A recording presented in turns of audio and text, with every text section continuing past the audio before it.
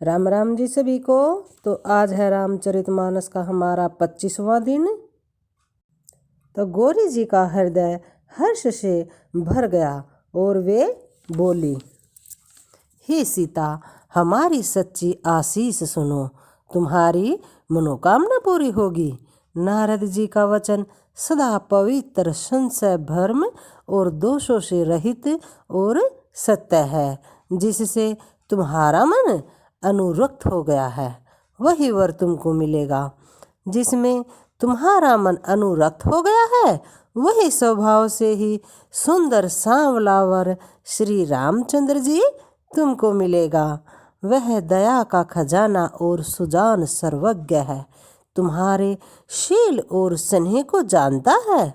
इस प्रकार श्री गौरी का आशीर्वाद सुनकर जानकी जी समेत सब सखियां हृदय में हर्षित हुई। तुलसीदास जी कहते हैं कि भवानी जी को बार बार पूज कर सीता जी प्रसन्न मन से राजमहल को लौट चली। गौरी जी को अनुकूल जानकर सीता जी के हृदय को जो हर्ष हुआ वह कहा नहीं जा सकता।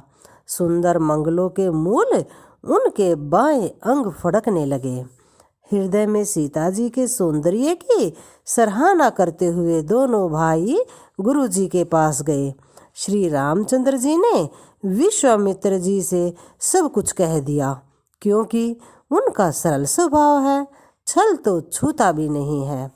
फूल पाकर मुनि ने पूजा की, फिर दोनों भाइयों को आशीर्वाद दिया कि तुम्हारे मनोरथ सफल हों। यह सुनकर श्री राम और लक्ष्मण बहुत सुखी हुए। श्रेष्ठ विज्ञानी मुनि विश्वामित्र भोजन करके प्राचीन कथाएं कहने लगे। इतने में ही दिन बीत गया और गुरु की आज्ञा पाकर दोनों भाई संध्या करने लगे। उधर पूर्व दिशा में सुंदर चंद्रमा उदय हुआ। श्री रामचंद्र जी ने उसे सीता के मुख के समान देखकर बहुत सुख पाया। फिर मन में विचार किया कि यह चंद्रमा सीता जी के मुख के समान नहीं है। सारे समुद्र में तो इसका जन्म, फिर उसी समुद्र से उत्पन्न होने के कारण विष इसका भाई, दिन में यह मलिन, शोभाहीन, निस्तेज रहता है और कलंकी काले दाग से युक्त है। बेचारा गरीब चंद्रमा सीता जी के मुख की बराबरी कैसे पा सकता है। अर्थात कि चंद्रमा सीता जी के जितना सुंदर नहीं है। फिर यह घटता बढ़ता भी तो है और वीरहीन स्त्रियों को दुख देने वाला है।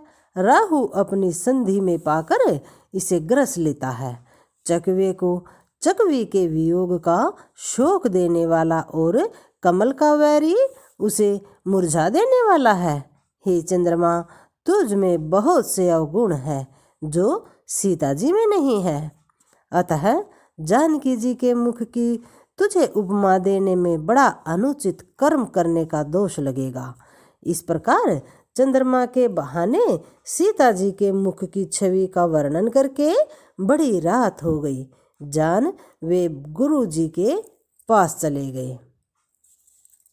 उन्होंने सोचा कि सीता जी के मुख की छवि का वर्णन करते करते बहुत रात बीत गई और ये बात सोचकर वे अपने गुरु जी के पास चले गए। मुनि के चरण कमलों में प्रणाम करके आज्ञा पाकर उन्होंने विश्राम किया। रात बीतने पर श्री रघुनाथ जी जगे और भाई को देखकर ऐसा कहने लगे, हे तात, देखो कमल चक्रवाक और समस्त संसार को सुख देने वाला अरुणोदय उदय हुआ है। लक्ष्मण जी दोनों हाथ जोड़कर प्रभु के प्रभाव को सूचित करने वाली कोमलवाणी में बोले, अरुणोदय होने से कुमुदिनी सहकुचा गई और तारागणों का प्रकाश फीका पड़ गया। जिस प्रकार आपका आना सुनकर सब राजा बलहीन हो गए हैं। सब राजा रूपी तारे उजाला मंद प्रकाश करते हैं, पर वे धनुष रूपी महान अंधकार को हटा नहीं सकते। रात्रि का अंत होने से कमल, चकवे, भौरे और नाना प्रकार के पक्षी हर्षित हो रहे हैं। वैसे ही हे प्रभु, आपके सब भक्त धनुष टूटने पर सुखी होंगे। सूर्य उदय हुआ, बिना ही परिश्रम अंधकार नष्ट हो गया, तारे छिप गए, संसार में प्रकाश हो गया। हे रघुनाथ जी, सूर्य ने अपने उदय के बहाने सब राजाओं को प्रभु आपका प्रताप दिखलाया है। आपकी भुजाओं के बल की महिमा को उद्घाटित करने अर्थात खोल कर दिखाने के लिए ही धनुष तोड़ने की यह पद्धति प्रकट हुई है। भाई के वचन सुनकर प्रभु बहुत मुस्कुराए।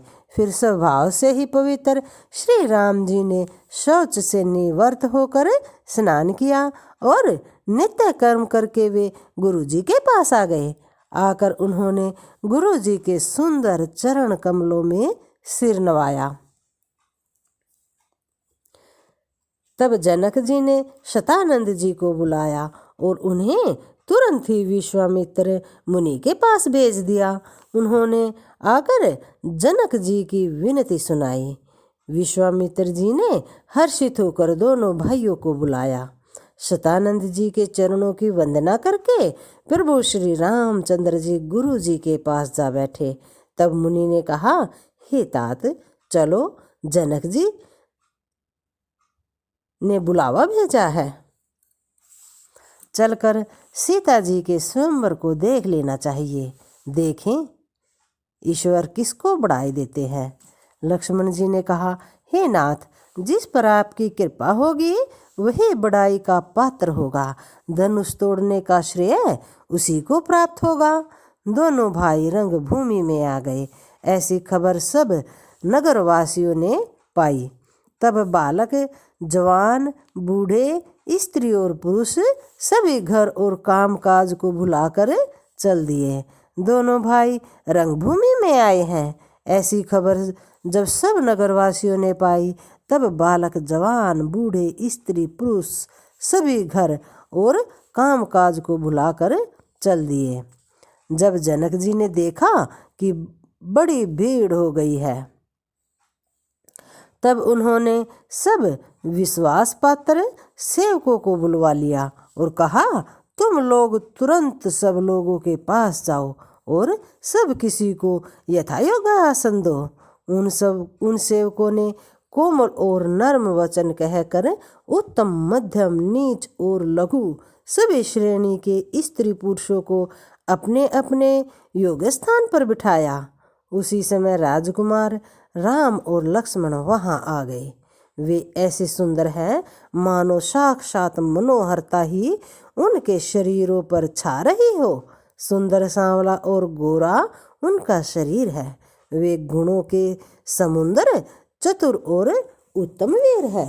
वे राजाओं के समाज में ऐसे सुशोभित हो रहे हैं मानो तारागणों के बीच दो पूर्ण चंद्रमा हो। जिनकी ऐसी भावना थी, प्रभु की मूर्ति उन्होंने वैसी ही देखी।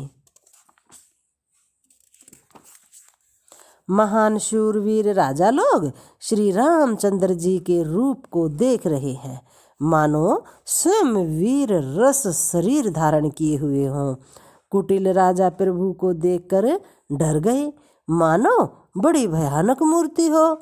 छल से जो राक्षस वहां राजाओं के वेश में बैठे थे, उन्होंने प्रभु को प्रत्यक्ष काल के समान देखा। इन सब बातों का ये मतलब हुआ कि सभा में जो व्यक्ति जैसे भाव लेकर बैठा था, प्रभु ने उन व्यक्तियों को उनके भावों के हिसाब से ही दर्शन दिए। जो छल व्यक्ति छल करते थे उनको काल के रूप में दर्शन दिए। इसमें साफ साफ लिखा है कि छल से जो राक्षस वहां राजाओं के वेश में बैठे थे, उन्होंने प्रभु को प्रत्यक्ष काल के समान देखा। नगर निवासियों ने दोनों भाइयों को मनुष्य के भूषण रूप और नेत्रों को सुख देने वाला देखा, क्योंकि नगरवासियों के हृदय में प्रभु श्री रामचंद्र और लक्ष्मण के प्रति अटूट प्रेम था। इसीलिए भगवान ने उनको ऐसा सुंदर मनोहर भूषण रूप और नेत्रों को सुख देने वाला रूप दिखाया। स्त्रियां हृदय में हर्षित होकर अपनी अपनी रुचि के अनुसार उन्हें देख रही थी, मानो श्रृंगार रस ही परम अनुपम मूर्ति धारण किए सुशोभित हो रहा हो।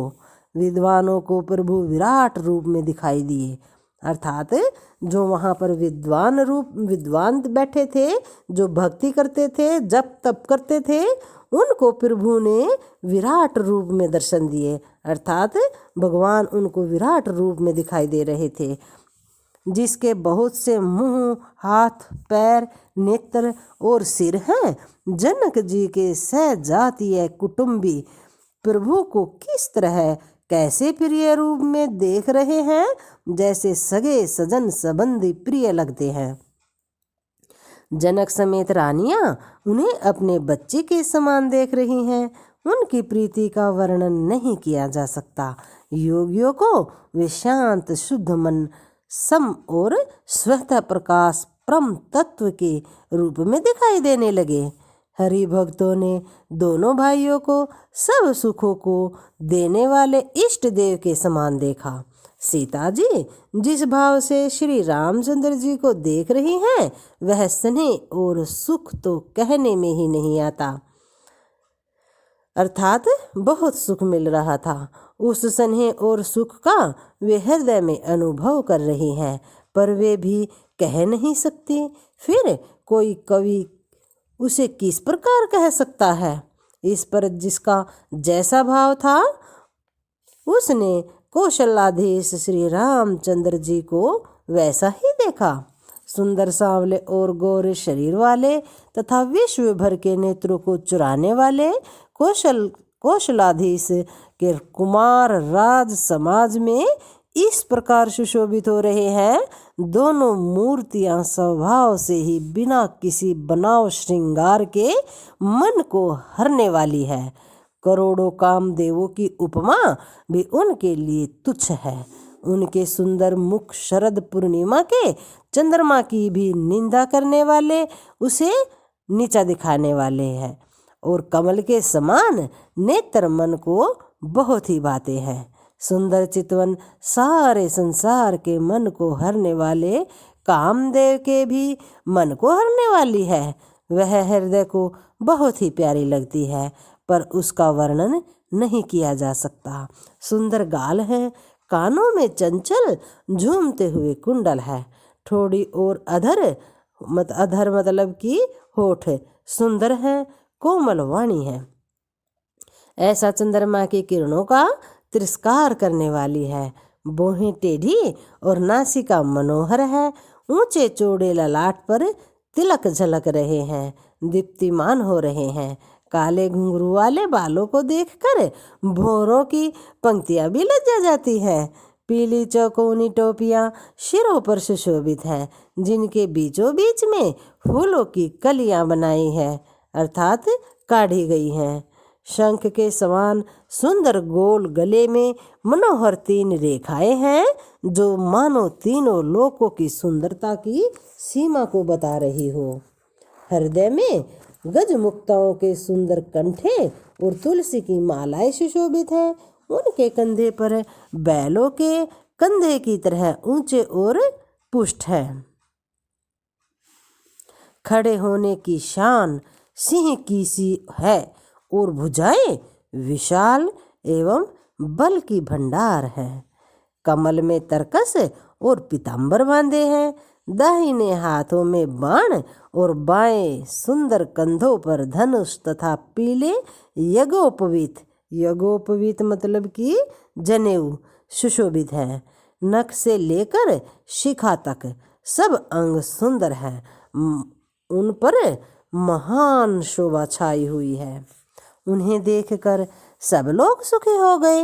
नेत्र एक टक निमेष शून्य है और तारे पुतलियां भी नहीं चलते। जनक जी दोनों भाइयों को देखकर बहुत हर्षित हो रहे हैं।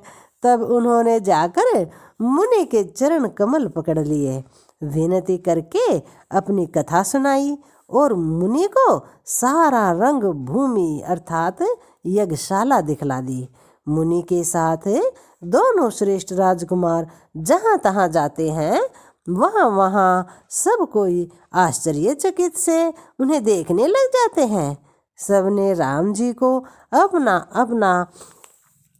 अपनी अपनी ओर से मुख किए हुए देखा। इस बात का मतलब है कि व्यक्ति का मुख भले ही किसी भी साइड में हो, किसी भी दिशा में हो, लेकिन प्रभु श्री राम ने अपना मुख उनकी ही तरफ कर दिया अपनी माया से। इसीलिए इसमें बताया गया है कि सब ने राम जी को अपनी अपनी ओर ही मुख किए हुए देखा, परंतु इसका कुछ भी विशेष रहस्य कोई नहीं जान सका। मुनि ने राजा से कहा, रंगभूमि की रचना बड़ी सुंदर है। विश्वामित्र जैसे निष्प्रह विरक्त और ज्ञानी मुनि से रचना की प्रशंसा सुनकर राजा बहुत प्रसन्न हुए और उन्हें बड़ा ही सुख मिला। सब मंचों से एक मंच अधिक सुंदर, उज्जवल और विशाल था। स्वयं राजा ने मुनि सहित दोनों भाइयों को उस पर बिठा दिया। प्रभु को देखकर सब राजा हृदय में ऐसे हार गए, निराश एवं उत्साहहीन हो गए, जैसे पूर्ण चंद्रमा के उदय होने पर तारे प्रकाशहीन हो जाते हैं। उनके तेज को देखकर सबके मन में ऐसा विश्वास हो गया कि श्री रामचंद्र जी ही धनुष को तोड़ेंगे, इसमें कोई संदेह नहीं।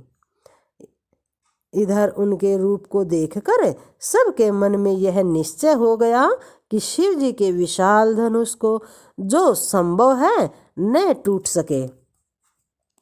बिना तोड़े भी सीता जी श्री रामचंद्र जी के ही गले में जयमाला डालेगी, अर्थात दोनों तरह से ही हमारी हार होगी और विजय रामचंद्र जी के हाथ में रहेगी। यूं सोचकर वे कहने लगे, हे भाई, ऐसा विचार कर यश प्रताप बल और तेज गंवाकर अपने अपने घर चलो। दूसरे राजा जो अविवेक से अंध हो रहे थे और अभिमानी थे, यह बात सुनकर बहुत हंसे और उन्होंने कहा, धनुष तोड़ने पर भी विवाह होना कठिन है, अर्थात सहज में ही हम जानकी को हाथ से जाने नहीं देंगे। फिर बिना तोड़े तो राजकुमारी को ब्याह ही कौन सकता है? काल ही क्यों न हो, एक बार तो सीता के लिए उसे भी हम युद्ध में जीत लेंगे। यह घमंड की बात सुनकर दूसरे राजा जो धर्मात्मा, हरि भक्त और सयाने थे, वे बहुत मुस्कुराए। उन्होंने कहा, राजाओं के गर्व दूर करके जो धनुष किसी से नहीं टूट सकेगा, उसे तोड़कर श्री रामचंद्र जी सीता जी को ब्याहेंगे। रही युद्ध की बात, सो महाराज दशरथ के रण में बाके पुत्रों को युद्ध में तो जीत ही कौन सकता है। गाल बजाकर व्यर्थ ही मत मरो, मन में लड्डुओं से भी कहीं भूख बुझती है। वहां पर उनको समझाया गया है कि तुम गाल बजाकर व्यर्थ ही मत मरो। गाल बजाना मतलब कि ऐसे ही इधर उधर की बातें मत करो, मन के लड्डुओं से भी कहीं भूख बुझती है। हमारी पवित्र निष्कपट सीख को सुनकर सीता जी को अपने जी में साक्षात जगजननी समझो। उन्हें पत्नी रूप में पाने की आशा एवं लालसा छोड़ दो और श्री रघुनाथ जी को जगत पिता परमेश्वर विचार कर नेत्र भरकर उनकी छवि देख लो। ऐसा अवसर बार बार नहीं मिलेगा। सुंदर सुख देने वाले और समस्त गुणों की राशि ये दोनों भाई शिव जी के हृदय में बसने वाले हैं। स्वयं शिव जी भी जिन्हें सदा हृदय में छिपाए रखते हैं, वे तुम्हारे नेत्रों के सामने आ गए हैं। समीप आए हुए भगवान दर्शन रूप अमृत के समुद्र को छोड़कर तुम जगत जननी जानकी को पत्नी रूप में पाने की दुराशा रूप मिथ्या मर्ग जल को देखकर दौड़कर क्यों मरते हो, क्यों मरते हो?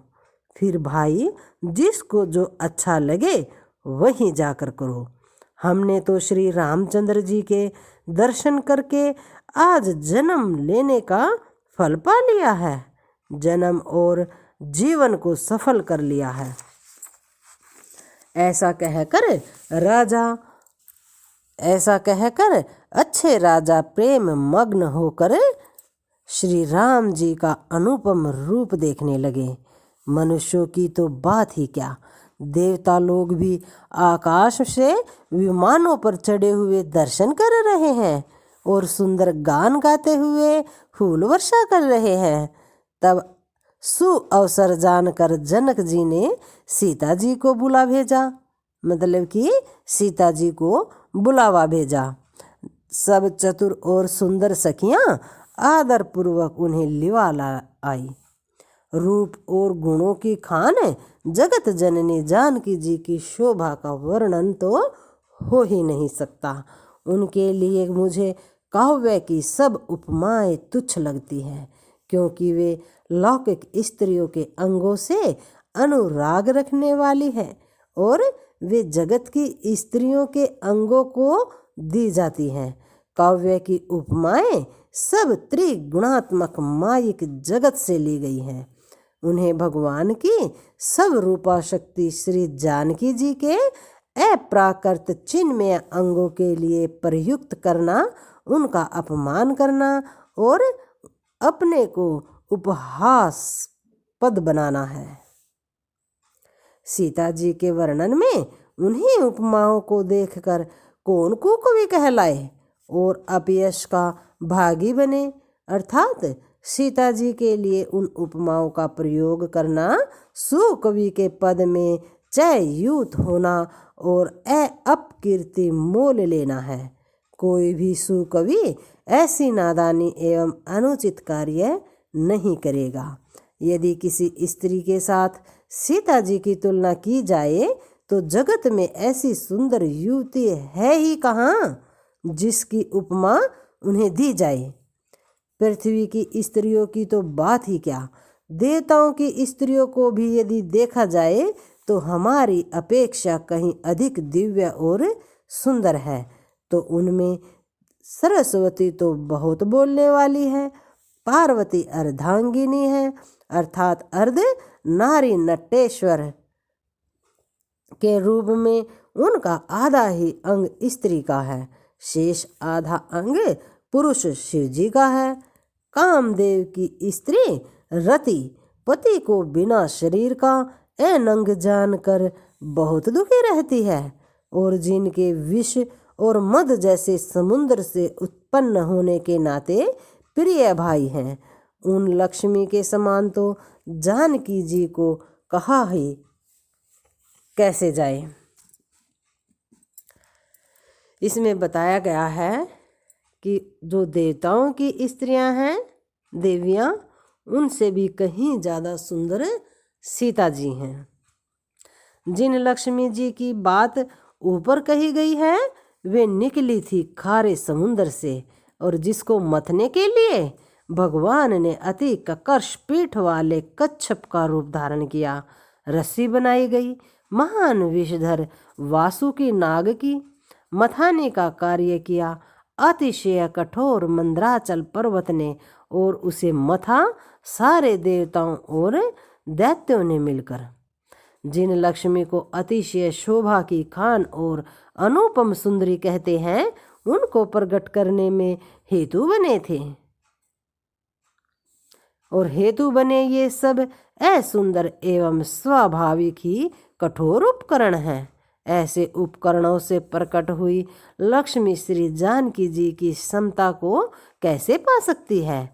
हाँ, इसके विपरीत यदि छवि रूपी अमृत का समुद्र हो, परम रूप में कच्छप हो, शोभा रूप रसी हो, श्रृंगार रस पर्वत हो, और उस छवि के समुद्र को स्वयं कामदेव अपने ही कर कमल से मथे, इस प्रकार का संयोग होने से जब सुंदरता और सुख की मूल लक्ष्मी उत्पन्न हो तो भी कवि लोग उसे बहुत संकोच के साथ सीता जी के समान कहेंगे। जिस सुंदरता के समुद्र को कामदेव मथेगा वह सुंदरता भी प्राकृत लौकिक सुंदरता ही होगी, क्योंकि कामदेव स्वयं भी त्रिगुणमयी प्रकृति का ही विकार है। अतः उस सुंदरता को मत कर प्रकट की हुई लक्ष्मी भी उपयुक्त लक्ष्मी की अपेक्षा कहीं अधिक सुंदर और दिव्य होने पर भी होगी प्राकृत ही। अतः उसके साथ भी जानकी जी की तुलना करना कवि के लिए बड़े संकोच की बात होगी।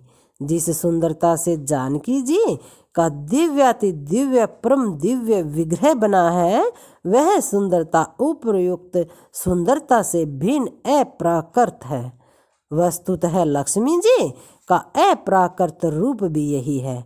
यह कामदेव के मथने में नहीं आ सकती और वह जानकी जी का स्वरूप ही है। वह जानकी जी का स्वरूप ही है, अतः उनसे भिन्न नहीं और उपमा दी जाती है भिन्न वस्तु के साथ। इसमें बताया है कि वह भी जानकी जी के का स्वरूप ही है लेकिन उनसे भिन्न नहीं है, अतः उनसे भिन्न नहीं है और उपमा दी जाती है भिन्न वस्तु के साथ। इसके अतिरिक्त जानकी जी प्रकट हुई स्वयं अपनी महिमा से। उन्हें प्रकट करने के लिए किसी भिन्न उपकरण की अपेक्षा नहीं है, अर्थात शक्तिमान से अभिन्न अद्वैत तत्व है, अतएव अनुपमेय है। यही गुण दार्शनिक तत्व भक्त शिरोमणि कवि ने इस अभूतोपमालंकार के द्वारा बड़ी सुंदरता से व्यक्त किया है। सयानी सखिया सीता जी को साथ लेकर मनोहर वाणी से गीत गाती हुई चली। सीता जी के नवल शरीर पर सुंदर साड़ी सुशोभित है। जग जननी की महान छवि अतुलनीय है। सब आभूषण अपनी अपनी जगह पर शोभित है, जिन्हें सखियों ने अंग अंग में भली भांति सजा कर पहनाया है। जब सीता जी ने रंगभूमि में पैर रखा तब उनका दिव्य रूप देखकर स्त्री पुरुष सभी मोहित हो गए। तब 10,000 राजा एक ही बार धनुष को उठाने लगे तो भी वह उनके टाले नहीं टलता।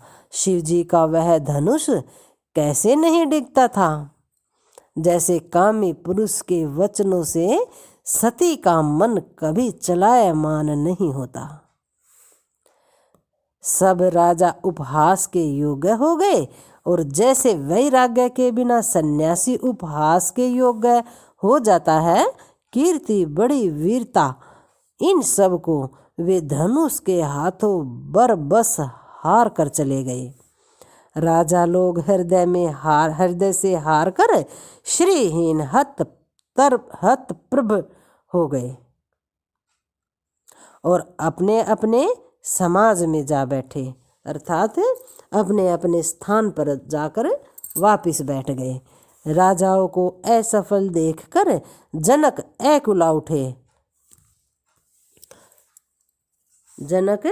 अकुला उठे और ऐसे वचन बोले जो मानो क्रोध में सने हुए थे। मैंने जो प्रण ठाना था उसे सुनकर द्वीप द्वीप के अनेकों राजा आए। देवता और दैत्य भी मनुष्य का शरीर धारण करके आए तथा और भी बहुत से रणधीर वीर आए, परंतु धनुष को तोड़कर मनोहर कन्या बड़ी विजय और अत्यंत सुंदर कीर्ति को पाने वाला मानो ब्रह्मा ने किसी को रचा ही नहीं। इसीलिए वे राजा क्रोधित हुए थे, क्योंकि किसी ने भी धनुष को नहीं तोड़ा था। धनुष को कोई भी तोड़ नहीं पाया था, इसीलिए उन्हें क्रोध आ गया था। कहिए यह लाभ किसको अच्छा नहीं लगता। परंतु किसी ने भी शंकर जी का धनुष नहीं चढ़ाया। अरे भाई, चढ़ाना और तोड़ना तो दूर रहा, कोई तिल भर भूमि भी छुड़ा ना सका।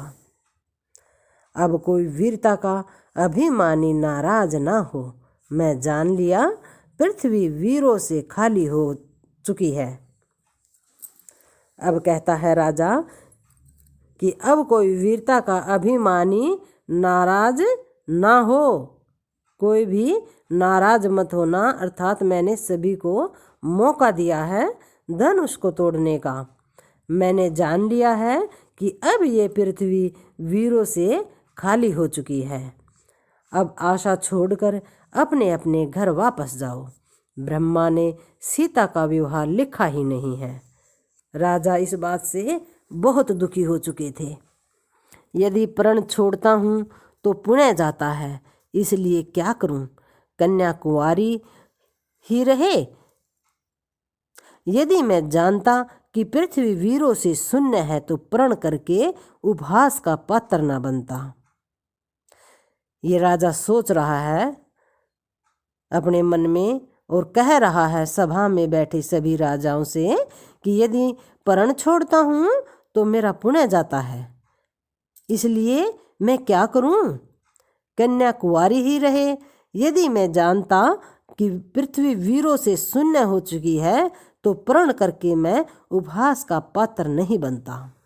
ऐसा अर्थात मैं ऐसा प्रण नहीं लेता कि धनुष को तोड़ने वाला। जनक के वचन सुनकर सभी स्त्री पुरुष जानकी जी की ओर देखकर दुखी हुए, परंतु लक्ष्मण जी तमा उठे। उनकी भौहें टेढ़ी हो गई, होठ फड़कने लगे और नेत्र क्रोध से लाल हो गए। श्री रघुवीर जी के डर से कुछ कह तो सकते नहीं, पर जनक के वचन उन्हें बाण से लगे, अर्थात उन्हें बाण से चुभ रहे थे। जब ना रह सके तब श्री रामचंद्र जी के चरण कमलों में सिर नवाकर वे यथार्थ वचन बोले। रघुवंशियों में कोई भी जहाँ होता है उस समाज में ऐसा वचन कोई नहीं कहता जिसे जैसे अनुचित वचन रघुकुल शिरोमणि श्री राम जी को उपस्थित जानते हुए भी जनक जी ने कहे हैं। ऐसा लक्ष्मण ने कहा। ये सूर्य कुल रूपी कमल के सूर्य सुनिए। अब कहते हैं कि हे सूर्य कुल रूपी कमल के सूर्य सुनिए, मैं स्वभाव से ही कहता हूँ, कुछ अभिमान करके नहीं। यदि आपकी आज्ञा पाऊँ तो मैं ब्रह्मांड को गेंद की तरह उठा लूँ और उसे कच्चे घड़े की तरह फोड़ डालूँ। मैं सुमेरु पर्वत को मूली की तरह तोड़ सकता हूँ। हे भगवान, आपके प्रताप की महिमा से यह बेचारा पुराना धनुष तो कौन सी चीज है? ऐसा जानकर हे नाथ, आज्ञा हो तो कुछ खेल करूं, उसे भी देख लीजिए। धनुष को कमल की डंडी की तरह चढ़ाकर उसे 100 योजन तक दौड़ा लिए चला जाऊं। हे नाथ, आपके प्रताप के बल से धनुष को कुकुरमुते बरसाती छत्ते, कुकुरमुते मतलब कि बरसाती छत्ते जो छतरी होती है, छतरी की तरह तोड़ दूं। यदि ऐसा ना करूं तो प्रभु के चरणों की शपथ है, फिर मैं धनुष और तरकस को कभी हाथ में भी नहीं लूंगा। माहौल सभा का क्रोध से भरा हुआ है। जो ही लक्ष्मण जी क्रोध भरे वचन बोले कि पृथ्वी डगमगा उठी और दिशाओं के हाथी कांप गए। सभी लोग और सब राजा डर गए। सीता जी के हृदय में हर्ष हुआ और जनक जी सहकुचा गए। गुरु विश्वामित्र जी, श्री रघुनाथ जी और सब मुनि मन में बहुत प्रसन्न हुए और बार बार पुलकित होने लगे। श्री रामचंद्र जी ने इशारे से लक्ष्मण को मना किया और प्रेम सहित अपने पास बैठा लिया। विश्वामित्र जी शुभ समय जानकर अत्यंत प्रेम भरी वाणी से बोले, हे राम, उठो, शिव जी का धनुष तोड़ो और हे तात, जनक का संताप मिटाओ। गुरु के वचन सुनकर श्री राम जी ने चरणों में सिर नवाया। उनके मन में न हर्ष हुआ और न विषाद, और वे अपनी एड मतलब कि खड़े होने की शान से जवान सिंह को भी लज्जाते हुए सहज स्वभाव से ही उठ खड़े हुए।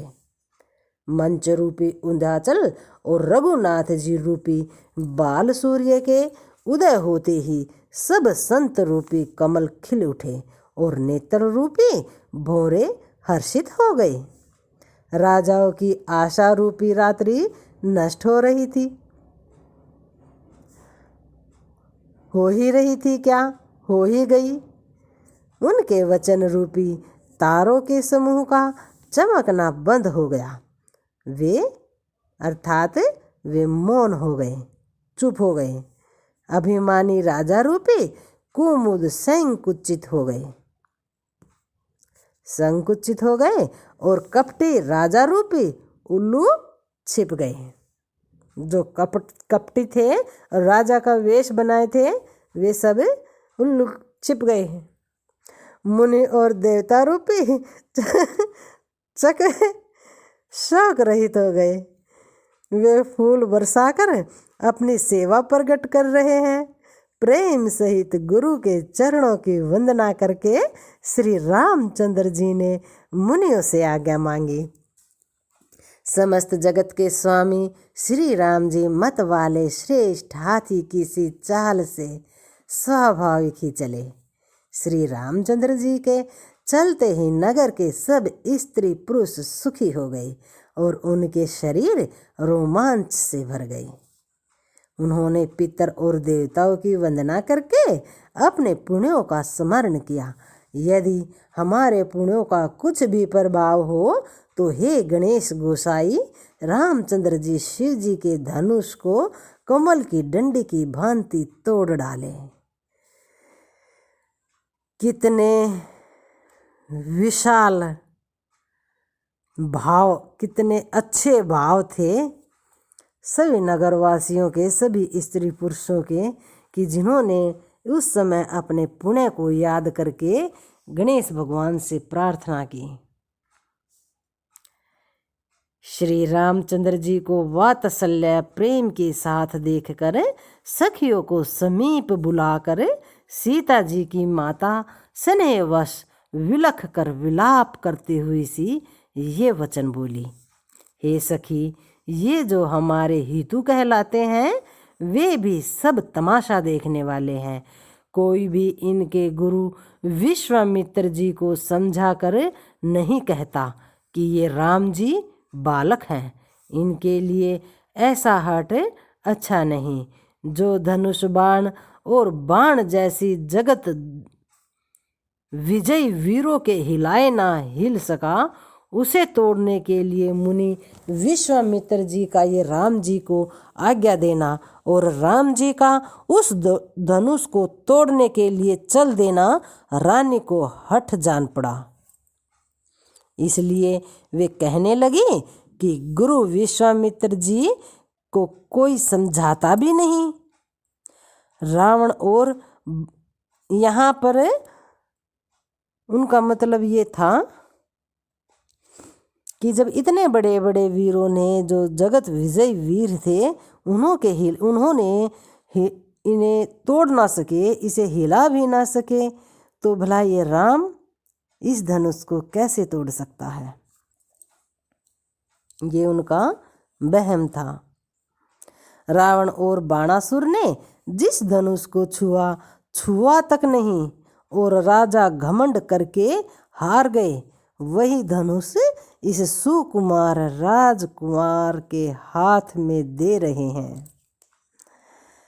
क्योंकि श्री रामचंद्र भगवान राजकुमार हैं और बहुत सुंदर है, क्योंकि इनकी सुंदरता का बखान मैं पीछे कर चुकी हूँ, बता चुकी हूँ। तो वे कोमल ही इतने लग रहे हैं कि उनकी माँ सीता की माता जो देखा कि ये इतने सकुमार बालक कैसे तोड़ सकते हैं। हंस के बच्चे भी कहीं मंदराचल पहाड़ उठा सकते हैं। वही बात आ चुकी है यहाँ भी आगे। और तो कोई समझा कर कहे या नहीं, राजा तो बड़े समझदार और ज्ञानी हैं, उन्हें तो गुरु को समझाने की चेष्टा करनी चाहिए थी, परंतु मालूम होता है राजा का सारा सयानापन समाप्त हो गया है। हे सखी, विधाता की गति कुछ जानने में नहीं आती। सखी कोमलवाणी से बोली, हे रानी, तेजवान को देखने में छोटा होने पर भी छोटा नहीं गिनना चाहिए। तब समझाया रानी को कि हे रानी, तेजवान को देखने में छोटा होने पर भी छोटा नहीं गिनना चाहिए। तो आज के लिए इतना ही, बाकी मैं कल पढ़ूंगी। तो जय श्री राम।